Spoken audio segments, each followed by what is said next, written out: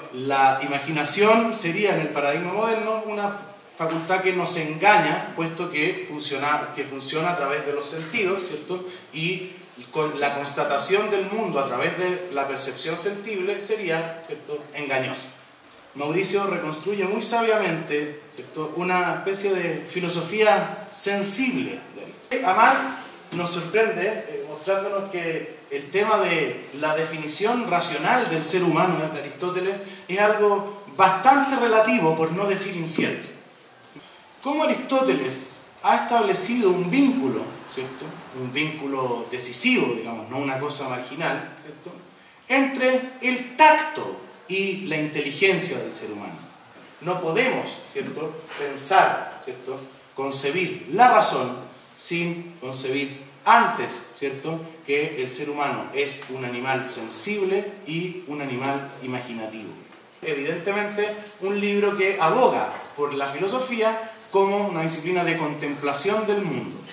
Vemos que implican no solo teoría, en un sentido contemplativo del orden de las cosas, sino ante todo estrategias, en un sentido dispositivo del orden de las cosas.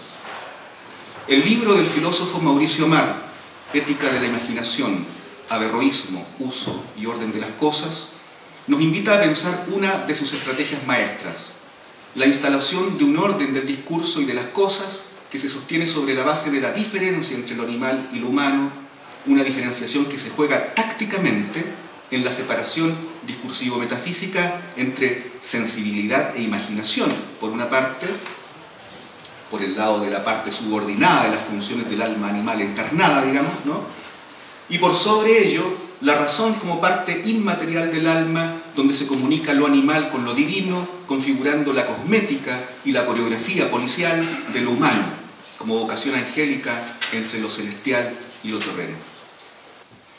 La defensa de la filosofía de Mauricio Amar se sitúa, ¿cierto?, en una defensa de la filosofía frente a la teología económica.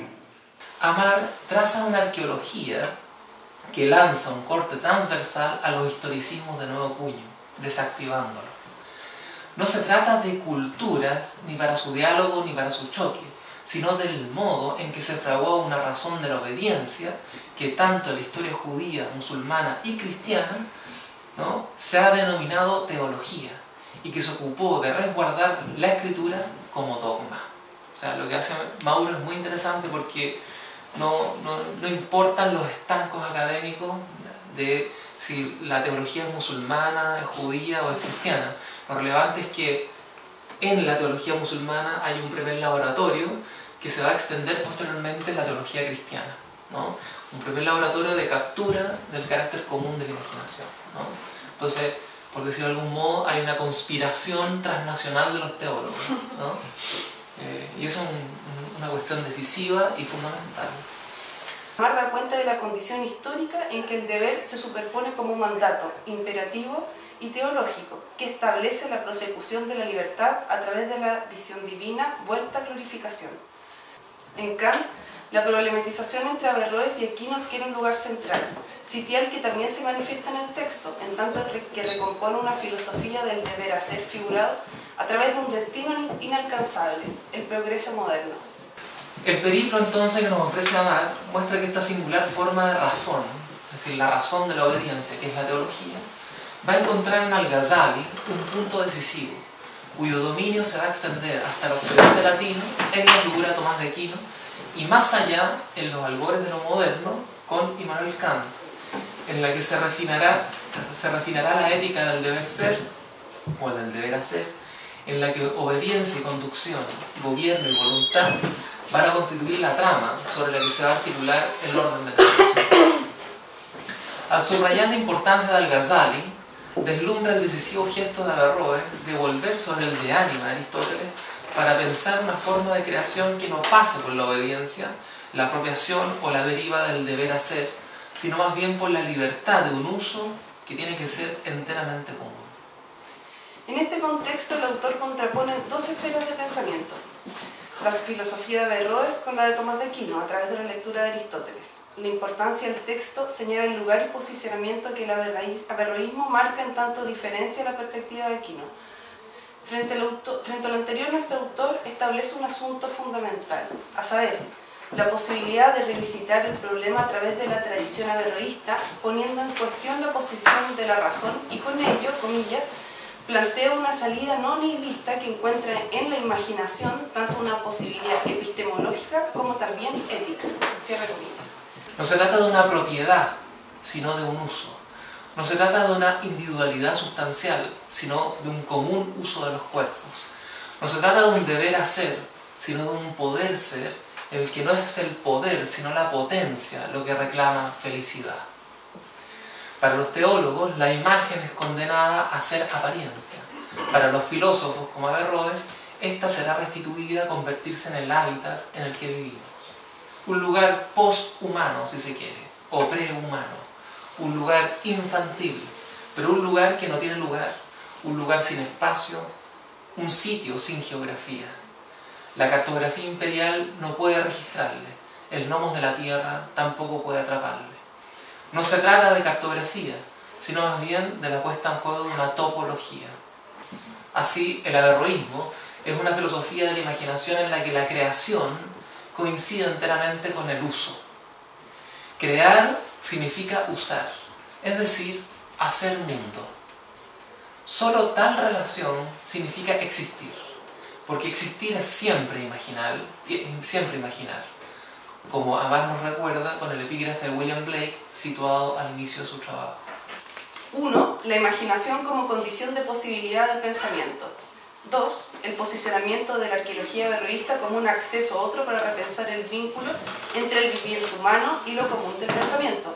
Y 3. El carácter fundamental de la imaginación no como un momento intermedio entre sensibilidad y entendimiento, sino como tiempo puro y condición de posibilidad de todo conocimiento. La lectura que Averroes va a hacer del De Anima de Aristóteles propondrá una nociología enteramente escindida de cualquier tipo de antropología, sosteniendo que el intelecto material, es decir, esa sustancia inmaterial puramente receptora de los inteligibles, era separado respecto de los hombres singulares, era uno y para todos en la medida en que pertenece al ámbito de la especie, y era eterno, porque constituye la última emanación proveniente de la esfera celeste y por tanto su naturaleza asumía una dimensión cosmológica antes que antropológica. Es decir, el intelecto material resultaba así tan real como el mar, los desiertos o las montañas.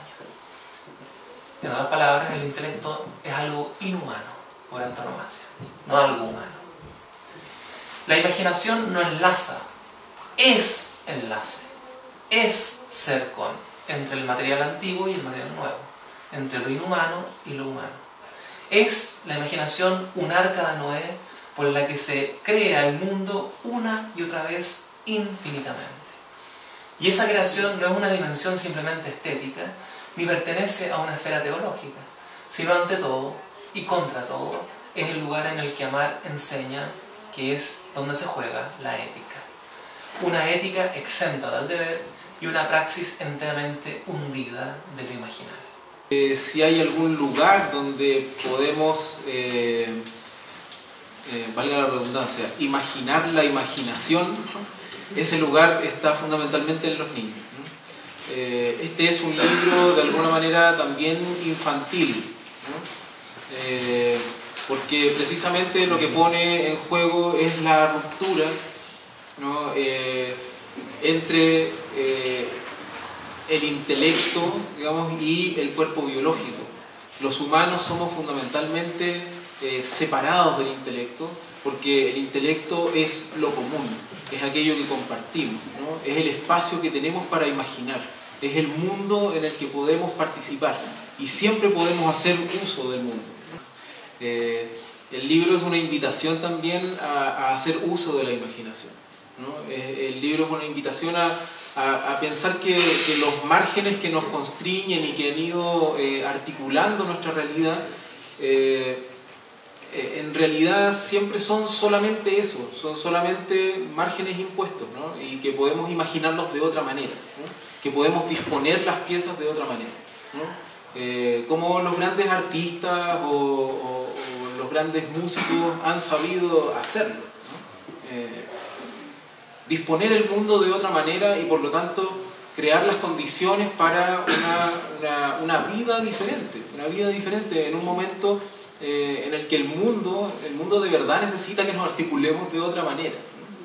Entonces el libro tiene ese llamado y por eso el título del libro finalmente, ¿no? Por eso es una ética, ¿no? Y no es una moral, ¿no? Porque es precisamente también una disputa contra la moral kantiana, esa moral que nos viene desde la teología dirigida desde arriba, ¿no? Es precisamente una ética que se construye desde el ethos, es decir, desde el espacio en común, ¿no? desde aquello que compartimos, ¿no? Es un libro ecléctico, igual, ¿no? Juega con muchas fuentes, ¿no? Y en ese sentido, o sea, eso ocurre porque Ética de la Imaginación busca también no solo plantear un problema, sino involucrarse en la construcción de una ética, ¿no? Entonces la escritura del libro de alguna manera está organizada pensando en hacer uso de las cosas, ¿sí? Es un pensamiento de la inmanencia, ¿no? Es decir, de que la imaginación actúa sobre lo real, actúa sobre lo que está. Y lo que construye la imaginación, ¿no? Es precisamente abrir el campo de la potencia a la materia. La materia es la condición de posibilidad en la que se puede imaginar distintos usos. Pero en realidad lo que hace Mauro acá es hacer de Aristóteles un contemporáneo, es hacer de Averroes un contemporáneo, tan contemporáneo como Agamben Foucault, en la medida en que lo contemporáneo no es simplemente lo actual, sino lo intempestivo, es decir, lo que tiene al mismo tiempo un lugar y un no lugar, ¿no? Efectivamente, el libro aborda el problema de la imaginación, considerando también la imaginación como una suerte de asignatura, ¿no? Es decir, como un concepto que en determinados momentos se vacía y luego se vuelve a llenar de contenido en condiciones materiales distintas, ¿no? Entonces, de eso se trata un poco, de hacer una arqueología del uso de la imaginación.